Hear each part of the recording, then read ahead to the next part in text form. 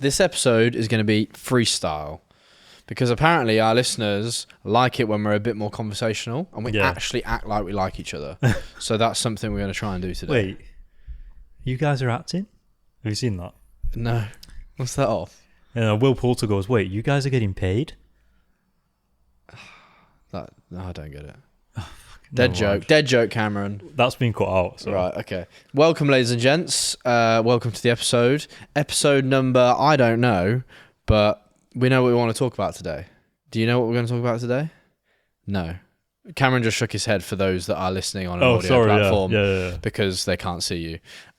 So today we're going to talk about, do we need to be salesmen and saleswomen for those female listeners? Yeah. So here's why I want to talk about this topic. Okay. So I was walking down the road with my good friend, Mr. James Housey, and he said to me, he was like, because he thinks he fancies himself as a bit of a salesman if he's listening to this. Sorry, James. But he was like, you kind of basically need to be a salesman as well as a creative. And I was like, what do you mean? He was like, well, from what you're telling me, it sounds like you're having to pitch, get new clients, sell what you do as a creative just as much, if not more, than actually executing the skill. And I couldn't agree more. And it's so true. And I've kind of known that for a while, but I was like, James, that is a great topic to talk about on today's show. So we're going to touch on a few things, but I want to talk about, do we need to be salesmen, saleswomen, salespeople, just as much as we need to be good at handling a camera? What do you think, Cameron? Okay, so this is really interesting because I thought of this in terms of when you first get into like the industry or the hobby or whatever you're doing, you kind of need to learn the skills and that's like your main focus. But if I could go back, I would prefer to learn the skills to like a basic level and then immediately just start learning the business side of things. Yeah, okay. And like sales really sales is probably... Because I don't think you realise how much, and I've said it to people before, like taking photos is 50% of the job. I've heard, I'd even argue that taking photos is 20% of the job. The other 20, poor maths, the other 80% of the job is your pitching, chasing invoices, like trying to find new clients, outreach, like successful outreach, booking meetings, going for coffee with potential clients and agencies and production companies. Man, there's a whole other side to it that you don't realize when you're like, you know what? I want to be a photographer. Yeah. Or a creative. But I also think it's not even the things that you need to learn to do, but also the things not to do. And that's the hardest part. Oh, you can make so many mistakes. Yeah, but as an example, just even something like saying this instead of saying that, it creates like the relationship at the beginning for the client, and then it like goes off from there. As an example, if you say a low rate at the beginning, it's hard to get it higher later on. Yeah, you can always come down. You can always come down with your rate. There's all like these little things that you learn to do early on so that you don't. I agree. Yeah. And also I feel like there's so many people that are having to sell themselves. So it's like, how do you stand out from the crowd? When like the amount, I imagine, say a producer or a production company or a creative agency is getting so many like emails and like requests to meet for a coffee from different photographers, creatives, videographers, whoever you are, so you can share your work with them. And it's like, okay, well, if I'm a producer and I'm getting like, 30, 20 emails a week from photographers saying, oh, this is my portfolio, I would love to meet in person, have a coffee and discuss more of my work with you. How do you differentiate yourself? And how do you sell yourself better than the person that's also trying to sell themselves? Yeah. And obviously your work differentiates you, but I feel like, again, that's 50% of it. But being able to sell yourself and draft a really good, well-worded email and speak to people in the correct way and standing out from the crowd slightly. And again, being a salesman, getting a hot lead and following through with it, it's my sales friends would say it's a numbers game. Like, it's a numbers game. So, you could fire out 100 emails and 2 might say yes. And it's like what you said, we spoke about this the other day. 2 people might say yes, and then that's 2 warm leads. You might meet with one of them and get on with them really well, and then you've got like a bunch of work that comes in. But if you only send out 2 emails, you probably won't hear back from anyone. You know what I mean? It's almost like learning the creative stuff. There's diminishing returns to it. Like you learn so much, and then eventually it's like, okay, you're just now learning to be someone who executes the work. But in order to actually get the work, you need to become, like, you need to learn the business side of it and become business savvy. You need to be a whole another person. But as in, like, you was talking about coffees and stuff. From just me, like, not anything. You might have a different opinion, but I would never ask anybody to go for a coffee because it's a waste of time. No, it's not. It is. It's not. It is. Why? It is. Why? It is. Why is that a waste of time? Business-wise, firstly, coffee's amazing, so it's never a waste of time. I don't drink coffee actually. Yeah, I know you don't. Carry on. From like a business perspective, why would someone want to come out and have a coffee with you and meet you and do all these things? And that's where it gets a bit nuanced, where it's like, well, if you do good enough work, I think Naval Ravikant said this, if you do good enough work, the people will want to meet you anyway. You won't need to reach out to them and persuade them to go for a coffee. And also, if you do go for a coffee, you got to meet at a physical location, spend money, take the other person's time to actually do it. And they have no fucking clue who you are. So there's like all these barriers in the way for like this coffee meet and networking. And I think that's what I mean when I say like becoming a bit more business savvy is you learn the things that work well and things that don't work well. Now, I'm not saying coffee specifically. No, I know, is the but thing, I'm just confused talking about. because so meeting someone in person is way, way, way more effective. Yeah. So say I reach out to a production company and I meet with someone called George, who's head of production, and I meet him for a coffee because I've reached out to him via email. He likes my work, okay? And I like what the production company are creating and what they're about. So we decide to meet for a coffee so we can meet face to face. We get on really well in person.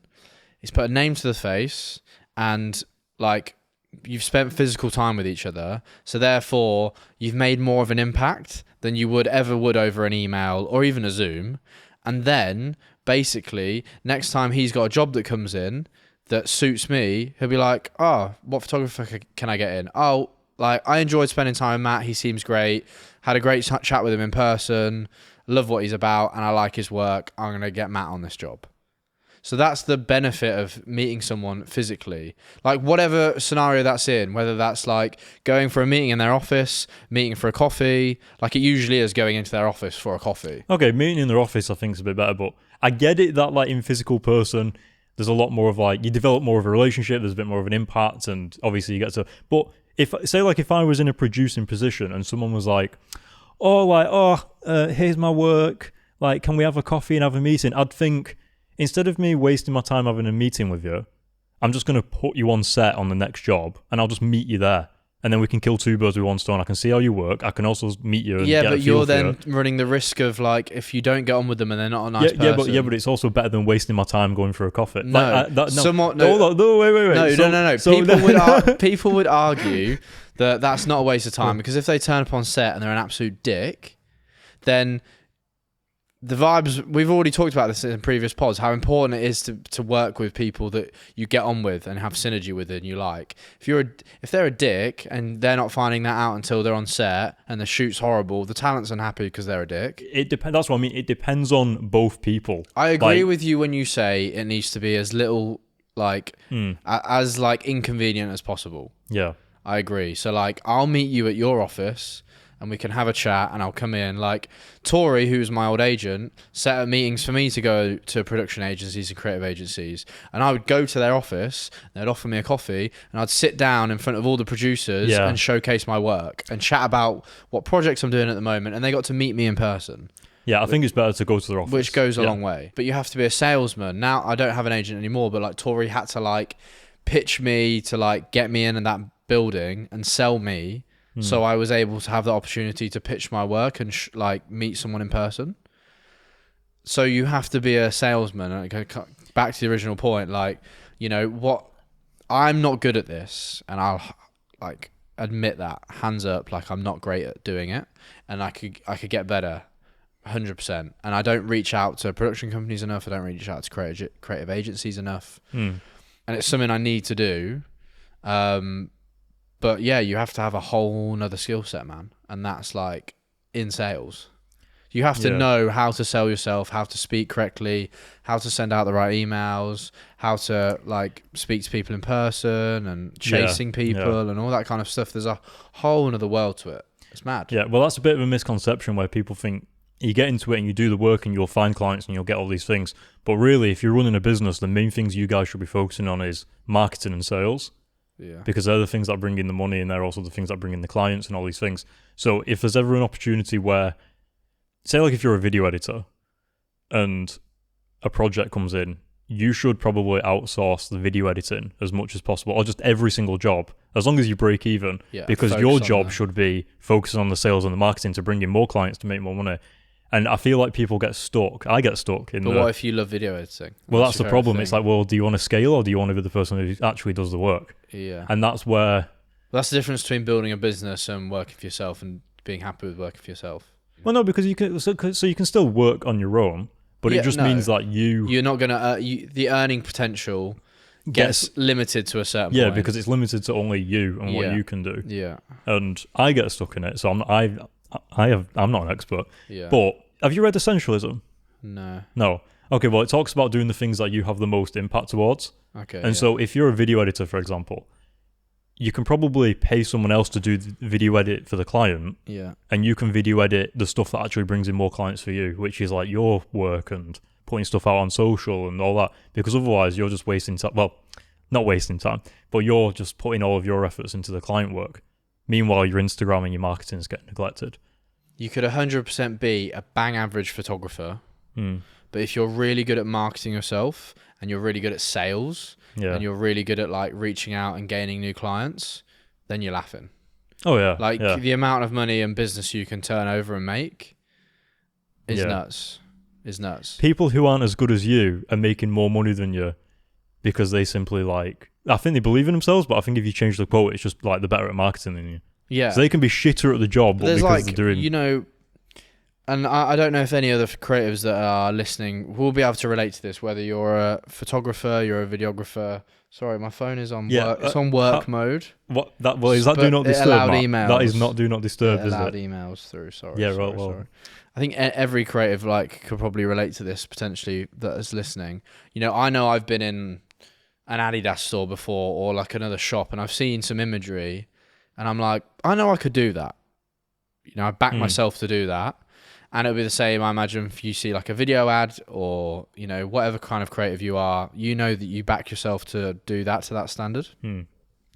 But someone else has got themselves in that position and you haven't. How? Is it because they're better at marketing? They're better at putting themselves in front of clients? They've done that like back end work that's much better. They've got an agent that's put them in front of the right people. There'll be a reason, but it's not because of your skill set. It's because they've been able to execute the other skills better than you. I have a pretty strong opinion about this as well. I think networking is like 70% of how people get onto the jobs and projects. Now, obviously, you've got to be good and obviously you've got to do the other skills like sales and marketing, but I think when you see people working on like Marvel projects and Hollywood movies and like big Nike commercials and all that, I genuinely think it's just because they've been in the industry for 20 years. So they've met someone along the way that has been like, oh, I'm shooting like Nike commercial, I'm directing it and I thought of you. Do you want to be on it with me? Oh, it's 100% all about who you know. Yeah. But the reason why I think this as well is because I did a project, I think it was 2 years ago, and I met someone and they were literally like brand spanking new to the industry. Like they'd probably been in it like 7 months.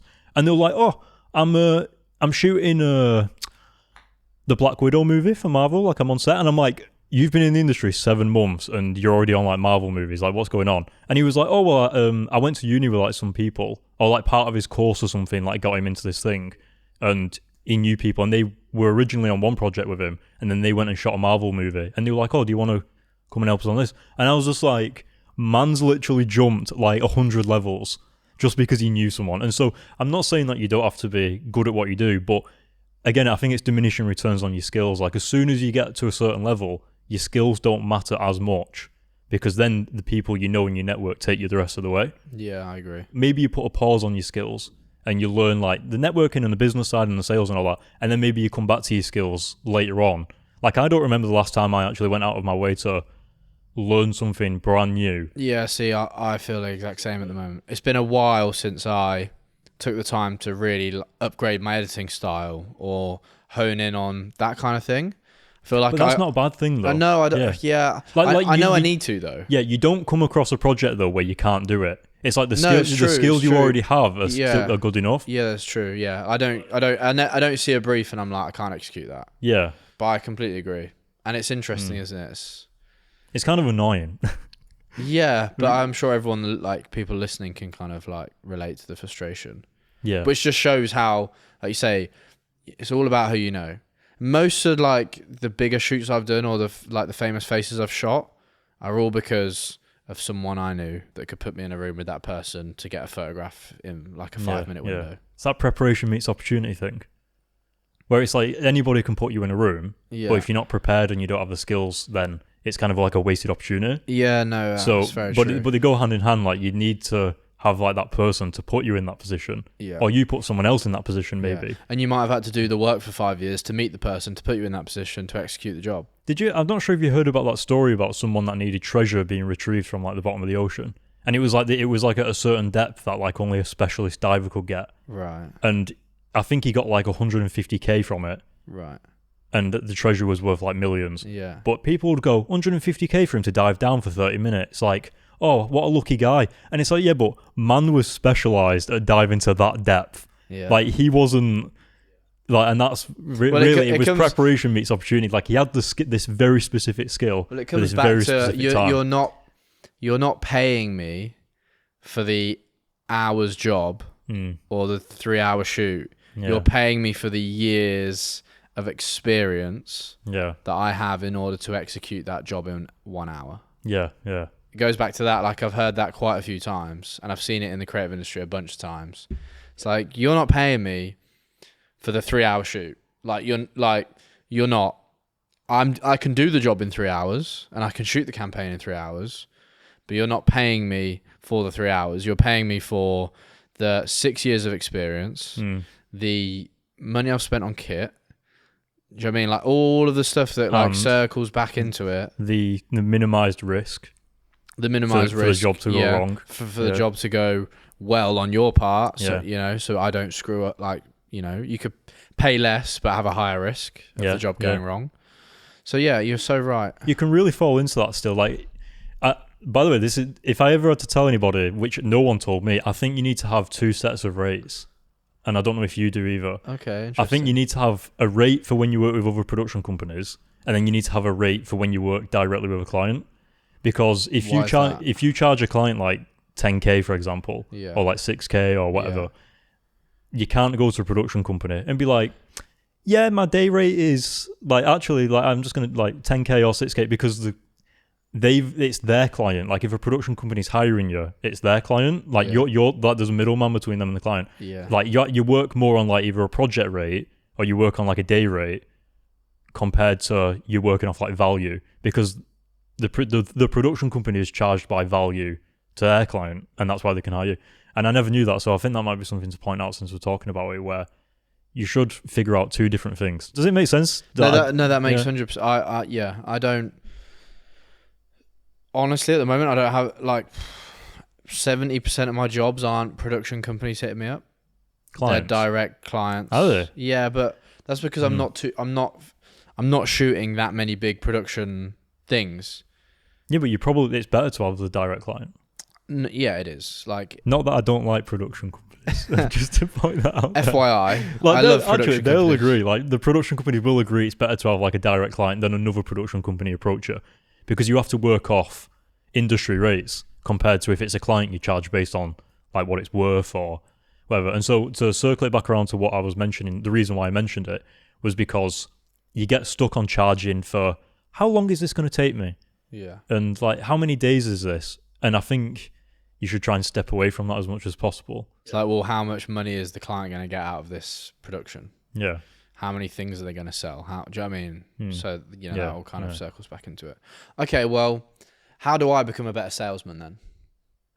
So if my job is so reliant on me being a good salesman and me gaining new clients and pitching myself to clients, and I'm a photographer, but I'm happy with where my skill set's at the moment, how do I become a better salesman to give me more jobs, to bring in more jobs? And I don't know the answer. Like, as in, I've got a few things off the top of my head. It would be reach out to production companies more, reach out to creative agencies more, like get your emailing system down. Just to play devil's advocate, are you better off going to a creative event, or going to like a Soho Works event or whatever, and meeting someone, building a relationship face to face, chasing up with them like 4 days later and say, like, if you've got anything coming up, like, it's a much more of a warm lead. I get it, but it's like the long way around to do something. If we were just to ignoring like all the things that you would do with like making your invoices look like a bit more branded and like email cold outreach and making sure the email's out as long, ignoring all of that, you would probably want to choose like a specific company or client or someone you like, go on the website and find a problem, and then find a problem that you see is like a glaring gap in like what they need. Like, so if they need like, if they've got like really shitty website, I'm not going to go on the Nike website and be like, you've got a problem with Are you going to cold to outreach to Nike? You'd cold outreach to the production company that works with Nike or the PR companies. Okay, fine. So, well, let me just finish.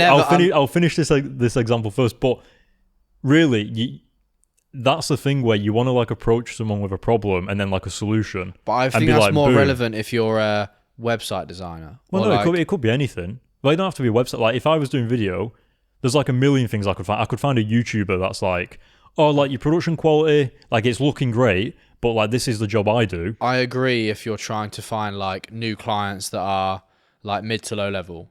But if you're trying to shoot a global campaign, mid to low level. Huh? I don't think it has to be mid to low Okay, so level. I'm trying to shoot a global campaign for Nike. But that's a bit different because to get on Nike commercials and stuff like that, you have to go through some sort of middleman in a way. Whether it's someone you know to get you on there or whether it's a production company who is literally contracted to shoot Nike commercials for Nike. But what I'm saying is I can't go on the agencies, or I get the email contact. I can't be like, oh, well, I don't think that this was done very well on the latest Nike campaign. And first of all, you don't want to insult no, the work but you're that saying find a problem. So say if I find a local business, like a local dentist, and I go on their website and their imagery is not great. Okay. I can say, look, I think your imagery isn't that, like, I think it could be better. It could be improved. Definitely wouldn't say that, but okay. Okay, this is how I'd go with it. I think your imagery could be improved doing X, Y, and Z. Yeah. This is some of the work I've done before. Like, let me like come in and have a chat with you, or I propose like a proposal for them or whatever. How would you go about it then? You don't want to just cold outreach to someone and not have like a solution for something that they're facing. And there might even be a problem that they don't know is a problem, but because you're an expert in your field, you might be able to see an opportunity for them. And you might be like, okay, this might cost 10 grand, but like the return on it is like how much does a dentist like make per customer? I don't know.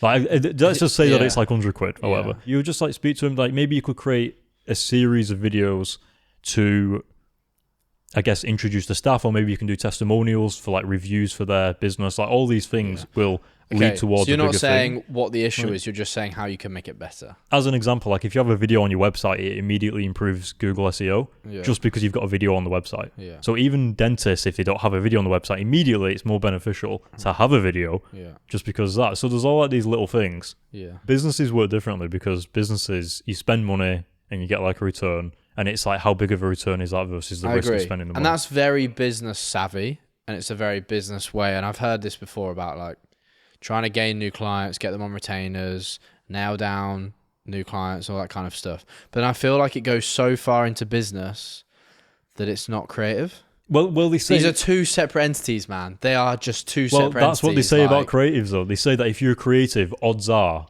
you're more creative than you are business, which is why most people have like a business partner or like an agent or whatever, because creatives aren't usually too good at the business side. We just want to turn up on set and create. Well, yeah, exactly. The problem is that we just want to go, oh, I'll work for free because thinking like, oh my God, like I just want to do the work.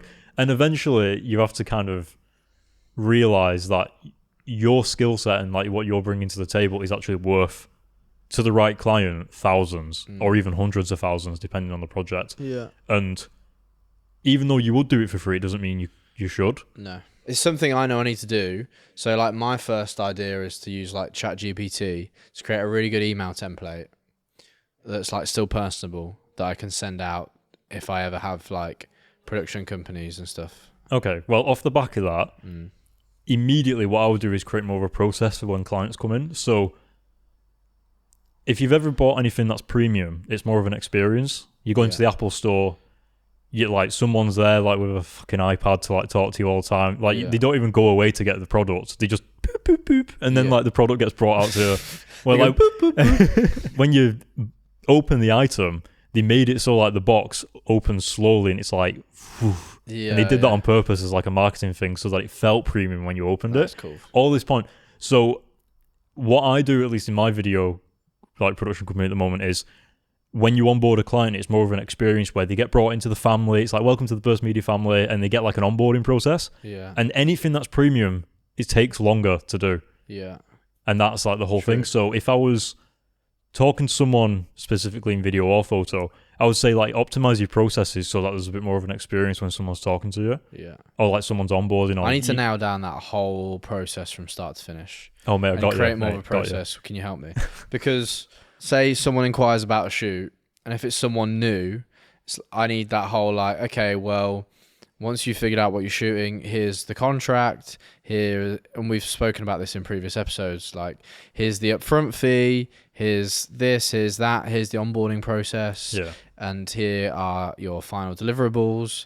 Like, feedback would be great. Like, let's meet up again in 2 weeks' time and chat about like future projects. And I need a process from start to finish that's quick and clean. I've got all the templates there ready to go, and it makes them feel like they're more of a premium client or a customer, but also makes you look more professional, but then you're also more organized. If they've signed a contract that says XYZ for the usage and it says XYZ for the deliverables, and do you know what I mean? I need that whole process refining. Yeah. And you need like boundaries in place, and people think, oh, well, surely if I have no boundaries, it's easier and it's nicer for the client. But the problem is, it's like, what's that saying where if you have like an open field, then it's kind of like a bit chaotic. Whereas if you have like a corridor that people can walk down, you can kind of like lead them down the journey. Yeah. And it's like people, even though they want freedom, they don't. Yeah. They want some kind of like structure. Yeah. And that's kind of what it's like when you're dealing with a client. And if you have like a structured process,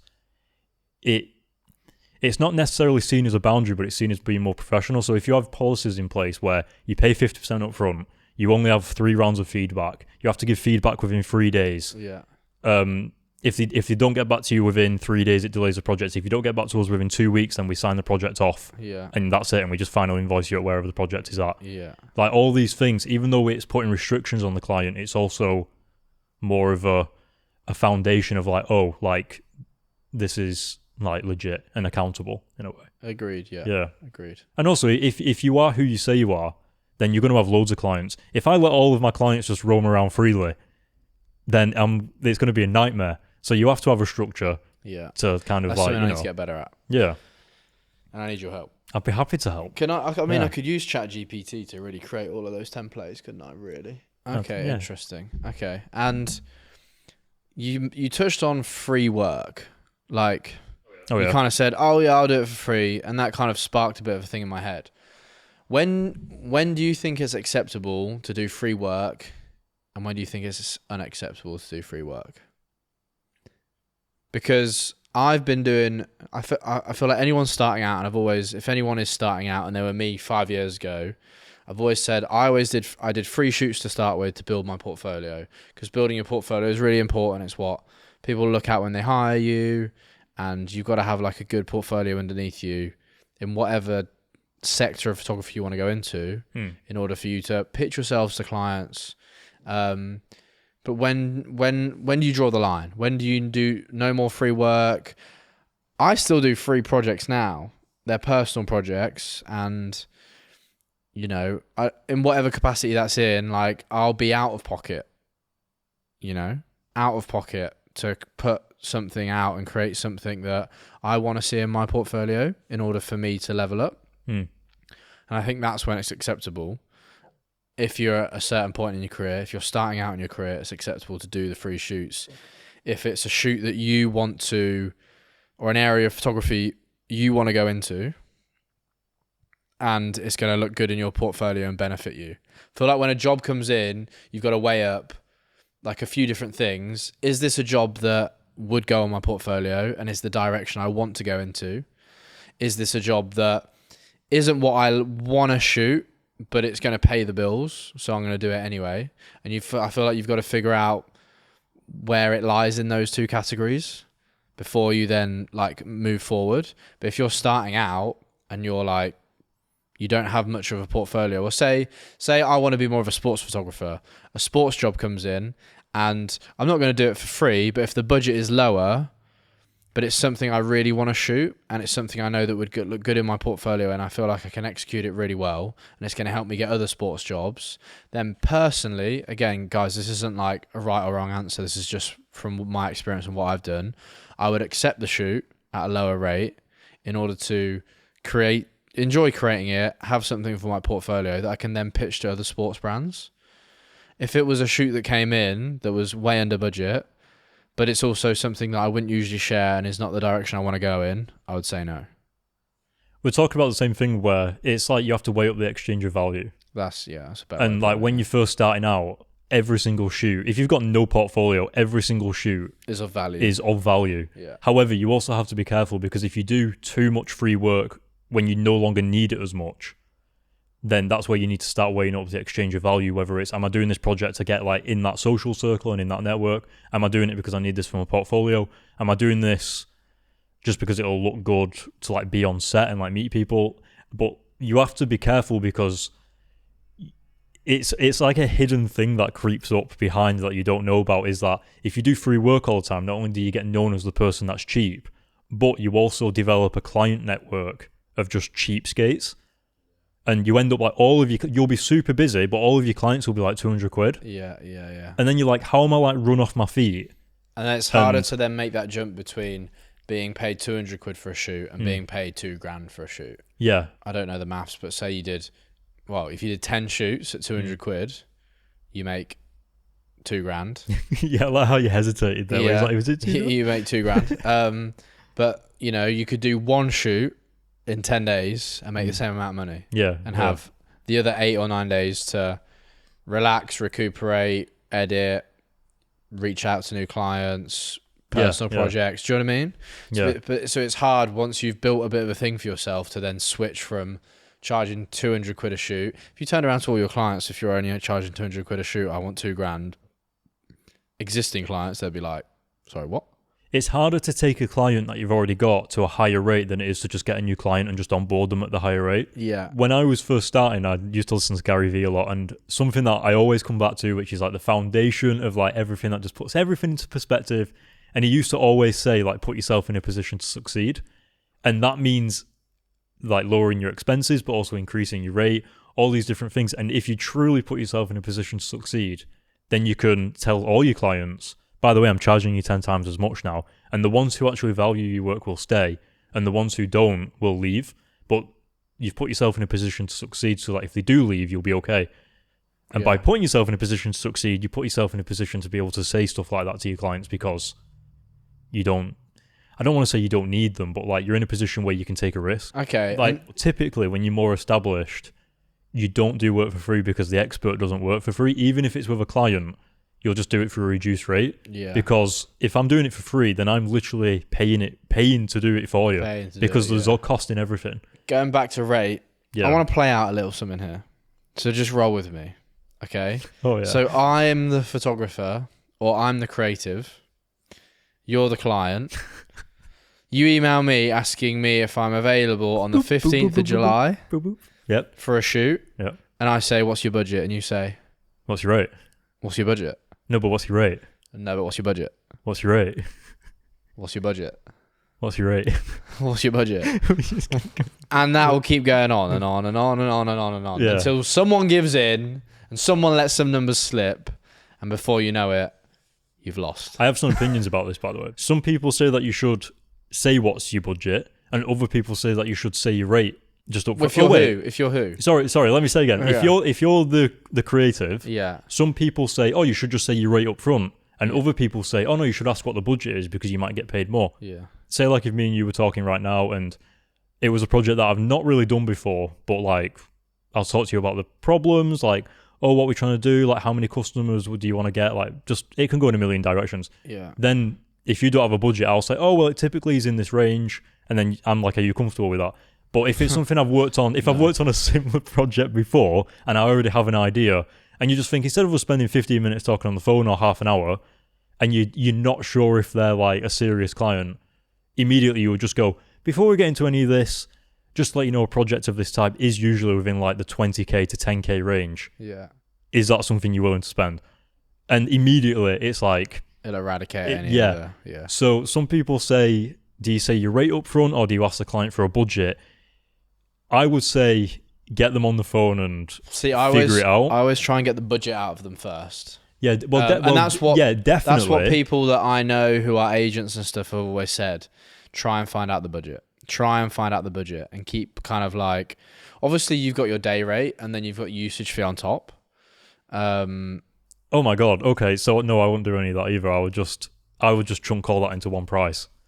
That would be considered already. So what I did recently for a client, big brand came to me and they wanted me to shoot something, and they were like, how much would this cost for this, including some Polaroids, some digital and social usage for a year?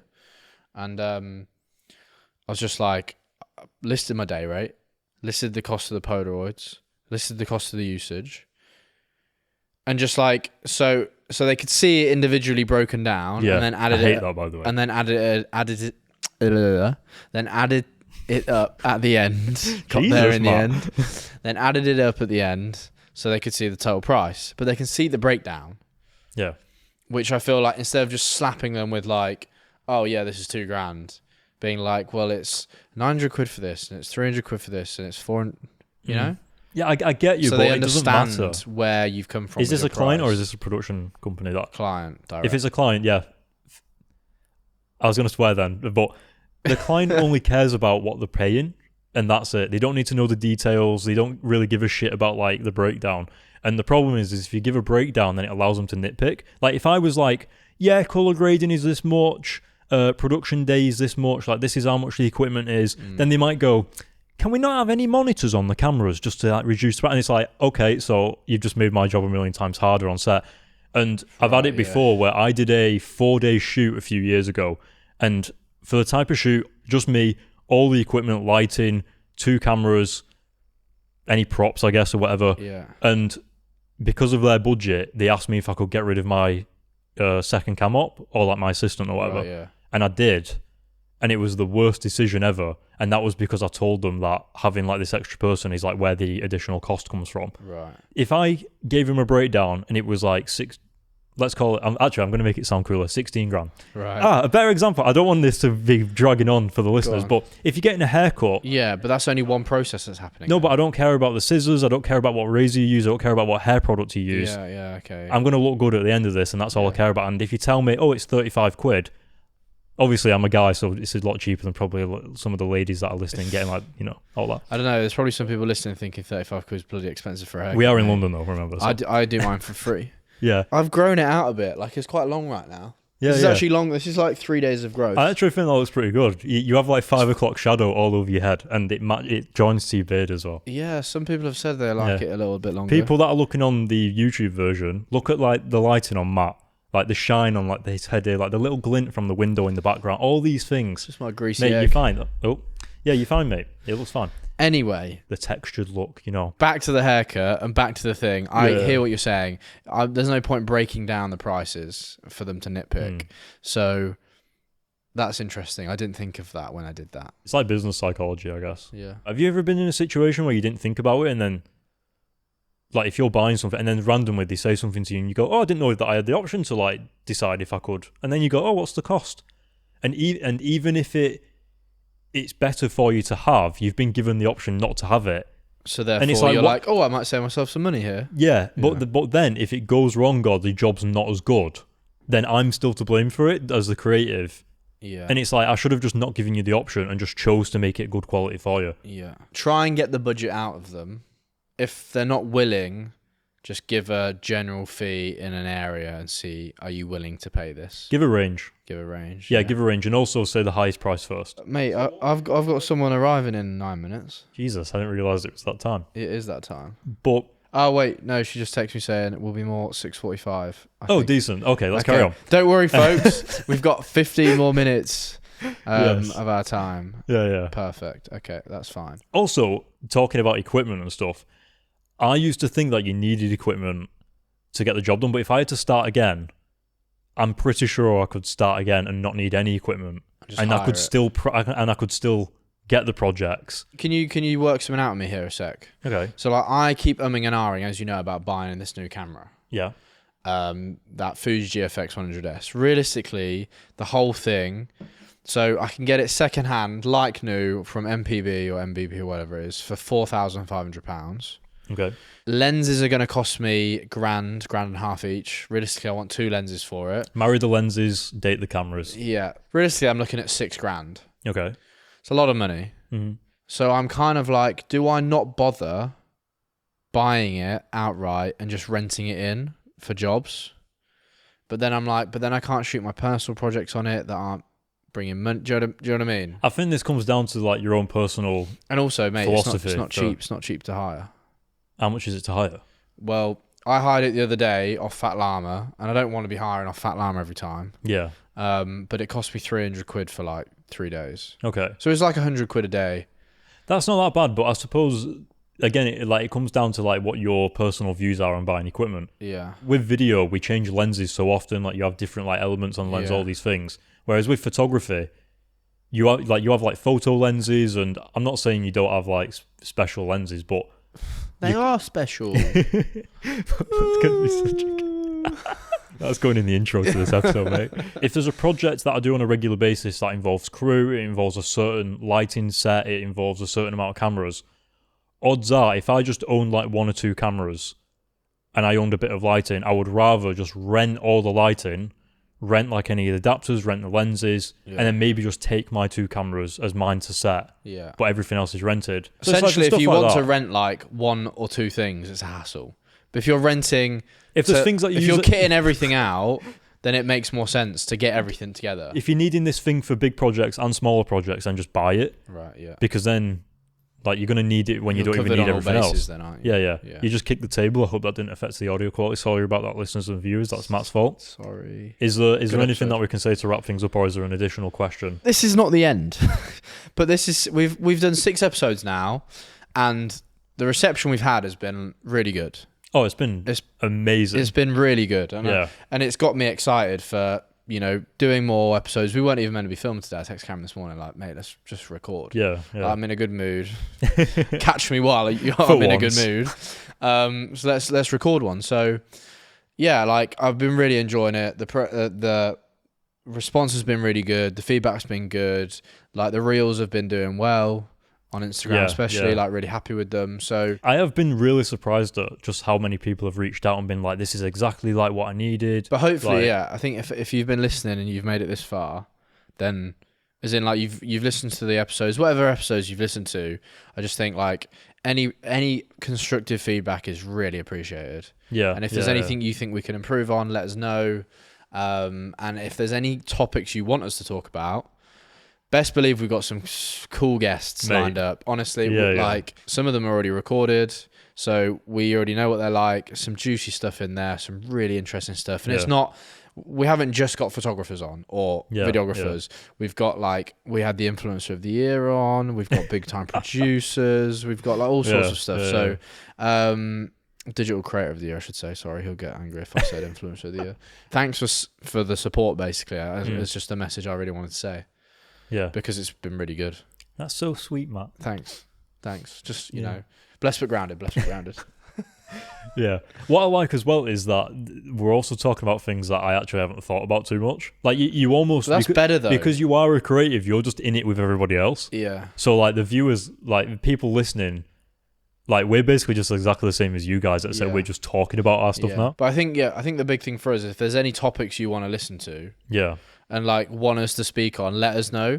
Because not that I feel like we're struggling to think of topics, but we've gone over a lot of the obvious ones. Yeah, and also because we want to know like directly. A lot of them blend as well, don't they? A lot of them do like cross over a bit. And I think it's because we're in the industry with everybody else. There's things that you guys might be kind of going up against specifically in a certain area that maybe we just haven't come across yet, but it might be something that a lot of people. Yeah. So that's what's good about the creative community. You can kind of all collaborate at like whatever level. Wavelength. Yeah. I like that. Tell you what book I'm reading at the moment. The Secret. Oh, that's one about law of attraction. Yeah. Yeah, I haven't read it, but Conor McGregor mentioned it in a... Does he in his new doc? Well, that's what he's all about. He mentions it in his doc, but I've also got some Conor McGregor like motivational speeches that I've downloaded and he talks about in there. Yeah. His sister introduced him to it and he laughed at it and was like, "Oh, this is bullshit." Yeah. And then he watched The Secret on Netflix, I think it was. Yeah. And then he read the book and he was like, "Yeah, mate, like this is sick." Yeah. I believe in all that stuff as well, like law of attraction. No, yeah, I do. Yeah. So I'm only like 30 pages in. Yaz was like, "Right, you need to read these two books." One was The Secret, and it was in my own bookcase. She's like, "Have you read this?" And I was like, "I think I'd like kind of read it maybe 5 or 6 years ago, but not really read it." And then the other one was Think Rich and Grow. What was it Think called? and Grow Rich. Think and Grow Rich, or whatever it is. That one as well. She just pulled the two out of the bookcase. She was like, "Right, read both of these." Yeah. Like, okay. Yeah. Oh, mate, have I got some books for you? But The Secret, like, I'm 30 pages in, and I'm just like, damn, like I already knew that like what you say in your head is what you like think and feel, and the way you feel about yourself, and you know you've got to be your own biggest supporter, and like you've got to just fill your head with like positive affirmations and speak things into existence. And I always know that was the case, but upon reading the book, I'm like, oh, like it really is. What you just said there, one of the things I absolutely love, got it from Jordan Peterson, and it kind of lines up with what you were saying, where the world reveals itself according to your aims. Sounds like a similar thing. Like when you first came to London and you was like, I need to make money, and I need to like think like, you see opportunity where other people won't see opportunity because they're not aiming for the same stuff. Right. And so with the positive mindset thing, it's the same thing. If you look for negative stuff or you think negatively, then those negative things will reveal themselves because they'll be more prominent to you. Yeah, no, it's so true. Which is why I hate it when people are negative. Yeah, I know you do. Even just pointing it out, I'm like, mate, if you're going to be around me saying stuff like that, then I'm going to have to get rid of it. Get out. Yeah. Now. Even in the shower, I've just been saying stuff out loud to myself, positive. And that's mad. That's mad, but like I have. Yeah. Like today's going to be a good day. Yeah. Like I'm grateful to be alive today, but saying it out loud, like not just in my head, like speaking it. Do you ever put like any motivation podcasts on? Not podcasts, but like motivational videos. So I used to when I was a Conor kid. McGregor ones. I used to when I was a kid. Mate, yeah. When I was 18, What's interesting though is that a lot of people they find motivation in different things. So like I might put something on, and it might like some people might find it's a bit like it's a bit too like full on, or it's a bit like unrealistic. A lot of the stuff you're into is quite full on. No offense. It works, mate. Cameron sits there in the corner of his room with his AirPods in, listening to Conor McGregor motivational videos, and he goes, and like I always laugh at this. He's like rocking in the corner, like yeah. All right, let's wrap it there. Yeah. Good episode. Thanks for listening, folks. Yeah, loved it. Well, I actually really love this episode. It was really good. Yeah, it was good fun. I feel like we're in a bit of a swing now. Yeah, we know what we've had feedback. We've relaxed. We've had feedback of people talking about how they love when we go on tangents. Yeah. So I feel like it's a little bit nicer to be like, they'll accept. It's less structured. Yeah, and you could just like go with the flow. Yeah. Cool. Well, thanks for listening, guys. Appreciate it a lot. Do all the usual jazz. Hit like, subscribe, rate us, drop a comment below. Share it on social media if you can. Yep. We really appreciate the support as always. Lots of love, and we'll see you in the next episode. Yeah. See you later, guys. That was a really good episode. Thank you so much for watching. If you are listening on Spotify or Apple Music, please head to the show notes below and check out any of the things that we spoke about linked down there. If you are watching on YouTube, make sure you hit the subscribe button and the like button.